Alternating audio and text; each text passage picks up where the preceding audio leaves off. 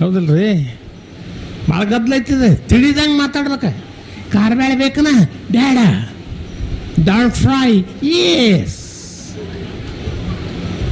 ಹೇಳ್ರಿ, ನಾವು ಕಳ್ಕೊಂಡ್ಬಿಟ್ಟಿವಿ ಎಲ್ಲನ. ಅವ್ರ ಭಾಷೆ. ಅವನು ಬುಕ್ಕ ಕೊಟ್ಟು ಬಿಡ್ತಾನೆ, ನಿಮ್ಗೆ ಏನೂ ತಿಳಿಯಂಗಿಲ್ಲ. ರೊಕ್ಕ ನೋಡ್ತಾರೆ ಮೊದಲು 500 ಬೇಡ, 400 ಬೇಡ, 300 ಹ್ಞೂ ಹೇಳ, ಇದು ಇರಲಿ ಅಂತೀರಿ. ಅವನ ಓದ್ತಾನ, ನಿಮ್ಗೆ ಅದು ಏನಂತ ಗೊತ್ತಿಲ್ಲ. ಹೌದಲ್ಲ ಹೇಳ್ರಿ?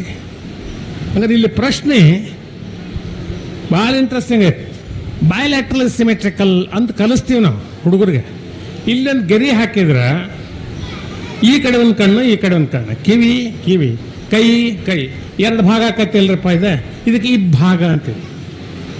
ಇಬ್ಬಾಗ ಅಂದ್ರೆ ಗೊತ್ತಾಕೈತಿ 2 ಭಾಗ ಮಾಡಲಿ ಅಂತ.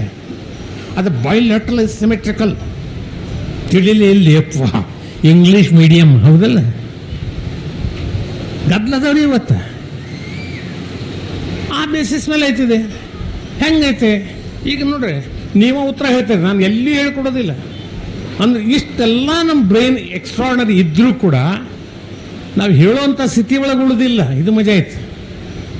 ಇದನ್ನು ಅರ್ಧ ತೆಗೆದು ಬಿಡ್ತೇನೆ ನೋಡ್ರಣ. ಎಷ್ಟಾತ್ರಿ ಇದೆ? ಎಷ್ಟಾತ್ರಿ?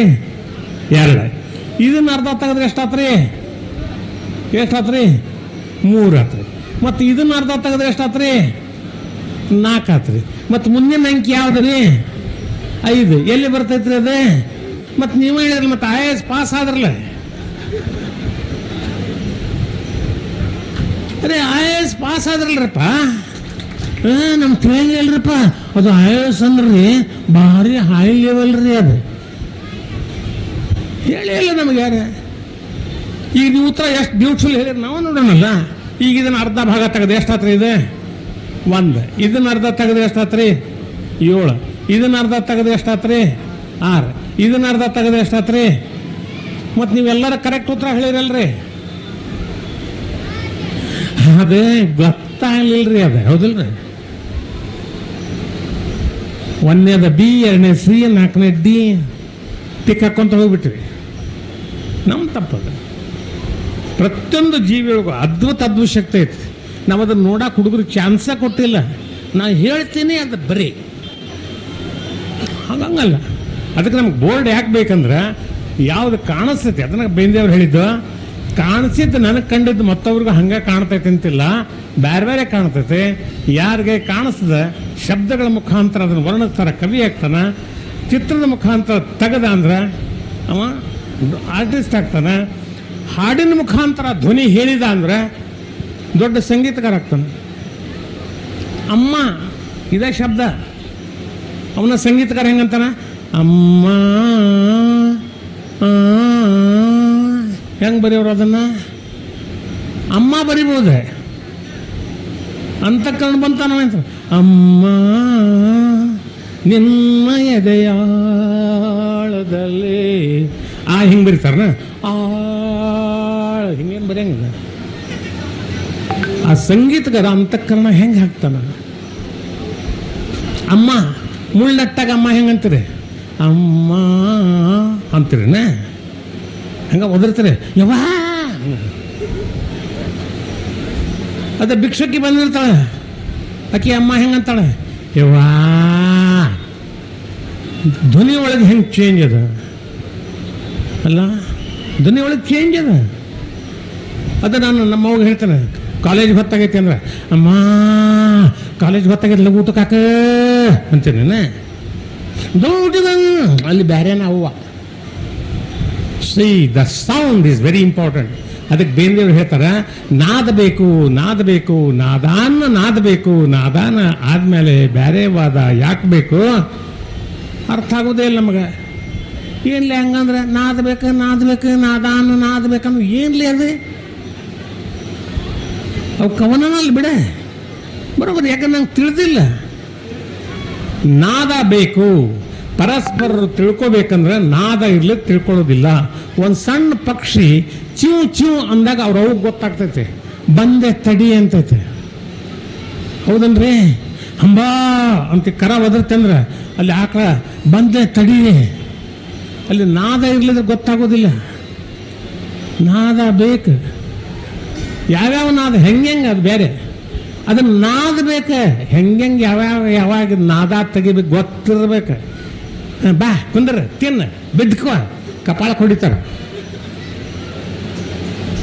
ಹೌದನ್ರಿ? ಅತಿಥಿ ಬಂದಾರ, ಬಾ ಕುಂದ್ರ ಬಿದ್ಕೋ ನಿದ್ದೆ ಬರ್ತೀನಿ ಅಂದ್ರೆ ಹೊಡ್ತಾನೆ ಬೀಳ್ತಾವ.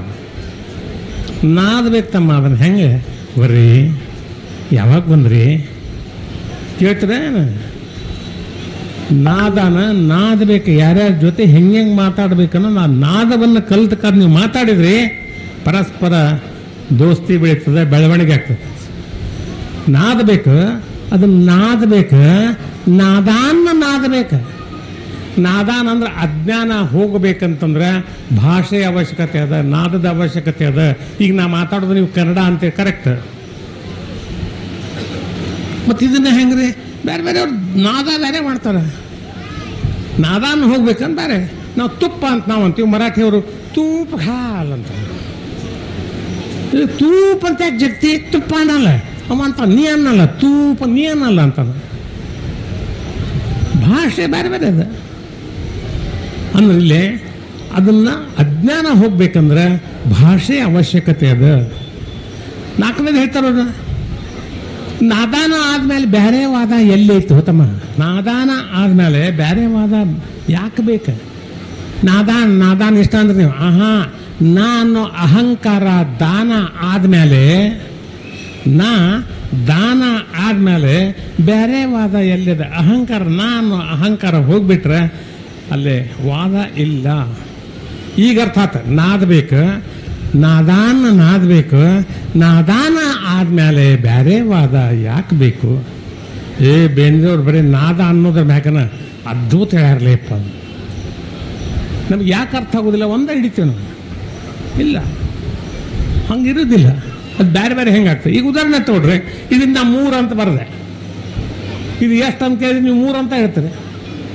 ಇದು ಎಷ್ಟು? ಇದು 3. ಇದು ಎಷ್ಟು? ಇದು 3. ಇದು ಎಷ್ಟು? ಇದು 3. 3-4 ಸಲ ಬರೀ ಹುಡುಗ ಬರೆಯಂಗಿಲ್ಲ, ಮತ್ತೆ ಅದನ್ನ ಬರೀಬೇಕಲ್ಲಪ್ಪ ಅಂತ ನಾವು. ಇವತ್ತಾಗಿದ್ದ ಸಮಸ್ಯೆ ಇದು. ಹುಡುಗರು ಯಾಕೆ ಬರೆಯೋದಿಲ್ಲ ಅಂದ್ರೆ ಅದನ್ನ ಬರೆಯೋದು.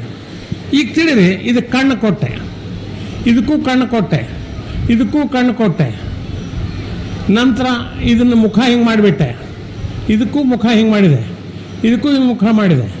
ಕೈ, ಇದು ಕೈ, ಇದು ಕೈ, ಕಾಲ ಕಾಲ ಕಾಲ. ಈಗ ನೀವು ಯಾರು 3 ಅನ್ನಂಗಿಲ್ಲ. ಏನು? ಯಾವುದೋ ಪ್ರಾಣಿ. ಯಾವ ಪ್ರಾಣಿ? ಯಾವುದೋ ಗೊತ್ತಿಲ್ಲ ಪ್ರಾಣಿ, ಡೆಫಿನೆಟ್ ಇಲ್ಲ.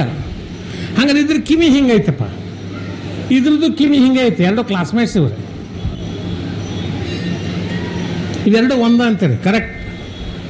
ಹಂಗಾರೆ ಇದ್ರದ್ದು ಕಿವಿ ಕೇಳಿ ಸ್ವಲ್ಪ ಉದ್ದೈತೆ, ಬಾಲ ಸಣ್ಣದೈತೆ.